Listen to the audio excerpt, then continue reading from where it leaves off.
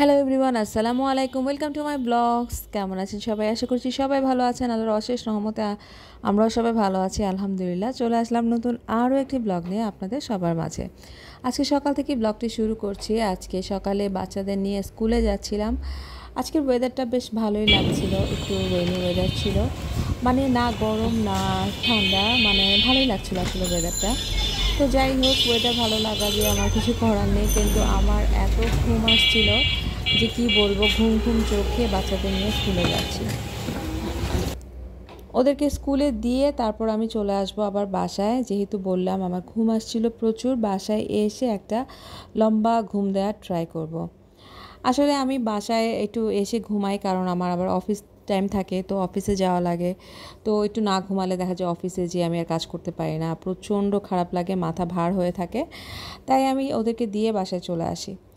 তো ঘুম থেকে উঠে একটু রান্নাবান্না করলাম, আজকে একটু পোলাও রান্না করলাম, আর হচ্ছে চিকেন রান্না করলাম, সেই সাথে ইলিশ মাছও রান্না করেছি। আমি আসলে আজকে একটু লাঞ্চ আওয়ারের পরে যাব অফিসে, তাই সব কিছু রান্নাবান্না করে তারপরেই যাচ্ছি। আসলে খালা আছে, খালাও রান্না করে, আমিও রান্না করি।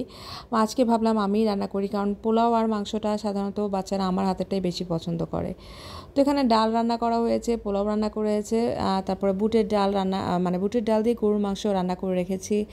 তারপরে এই তো গরুর মাংস রান্না করেছি, তারপরে হচ্ছে একটু ইলিশ মাছ দিয়ে রান্না করেছি, তারপরে হচ্ছে ডিম ভুনাটা আগের ছিল, খালা করেছিল, আর পটল আলু দিয়ে ইলিশ মাছ রান্না করেছি, সেই সাথে শুটকি রান্না করেছি।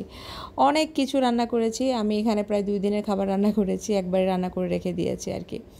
তো যাই হোক, লাঞ্চের পরে আমি চলে যাচ্ছিলাম অফিসে যেয়ে একটু রেস্ট নেব। প্রায় 3টার উপরে বাজে, 4টার কাছাকাছি বেজে গিয়েছে।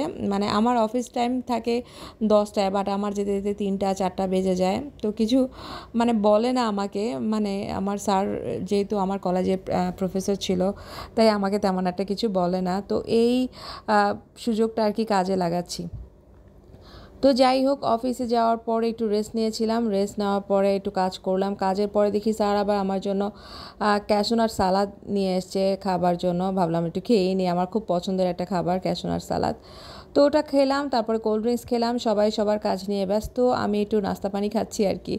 বিকেল হয়ে গিয়েছে, তারপরে এখন আমরা বের হয়ে গিয়েছি, আমাদের শ্যুট আছে আবারও পুরান ঢাকায়। আসলে পুরান ঢাকা ব্যবসায়ীদের এলাকা, তো তাই একটু পুরান ঢাকায় আমাদের একটু বেশি শ্যুট থাকে, আর ব্যবসা মানে ক্লায়েন্টদের সাথে মিটিং থাকে, তারপর ক্লায়েন্টদের শ্যুট থাকে, তাই পুরান ঢাকা দেখা যায় আমাদের খুব যাওয়া হয় আর কি।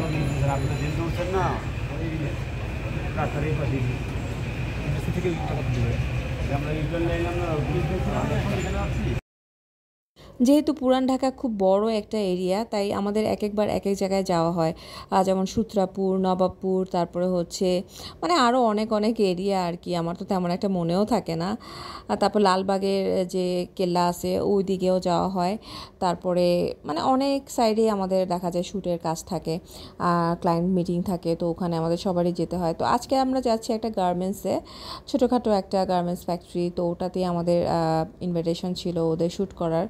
তো ওখানে গেলাম, ওখানে গিয়েই তো দেখতেই পাচ্ছেন আমাদের শ্যুটের কাজ চলছিল, ওরা কাজ করছে আর আমরা শ্যুট করব। তো আমাদের একটু নাস্তা পানি দিয়েছিল, আমরা বসে নাস্তা পানি খাচ্ছিলাম, বিস্কিট ছিল, কোল্ড ড্রিঙ্কস ছিল। তো এগুলো খেয়ে তারপর আমরা কাজ শুরু করব।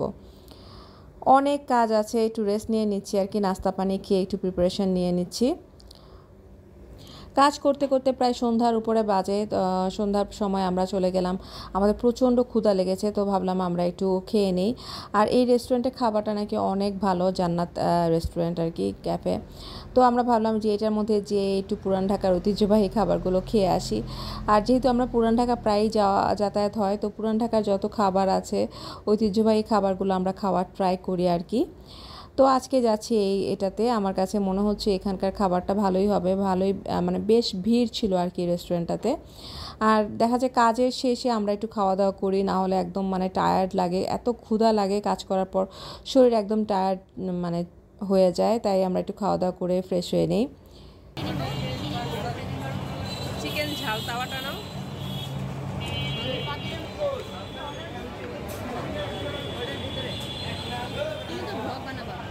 নিয়ে আসো, গুগলকে নিয়ে আসো, এটা দিয়ে করি।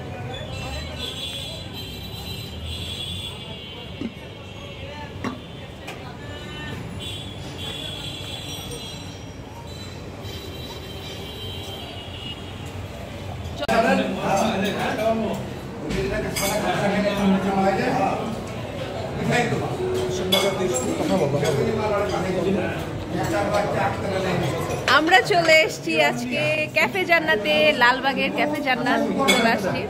ঠিক আছে, তো আমাদের অর্ডার করা খাবার কিন্তু এখন আমাদের সামনে চলে আসছে। এখন টেস্টের পালা, চলুন আমরা টেস্ট করে দেখি কিরকম হয়েছে। তো এই যে পেশোয়ারি যে পরোটাটা দেখতেই মনে হচ্ছে খুব মানে কি বলবো, মানে খেতে মজা হবে, কারণ এখানে দেখা যাচ্ছে একটু ক্রিস্পি টাইপের ভাব আছে।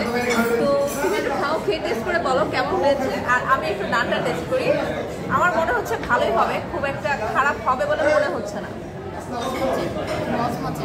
ওয়াও, যেটা বলেছিলাম ক্রাঞ্চিনেস ভাবটা কিন্তু সেই, আর নানটা কিন্তু ভালো হয়েছে, একদম একদম সফট, একদম সফট। আর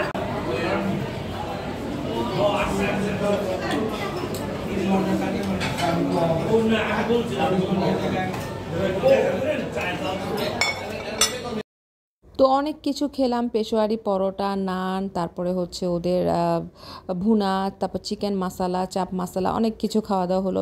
ভরপুর খাওয়া দাওয়া শেষ করে তারপর আমরা চলে গিয়েছিলাম বাসায় যেয়ে তারপর আবার বাসা থেকে বাচ্চাদের নিয়ে বের হয়েছি। আমার ভাতিজি নাকি হসপিটালাইজড, ও নাকি ডেঙ্গু হয়েছে, ভাবলাম যে ওকে একটু দেখে আসবো।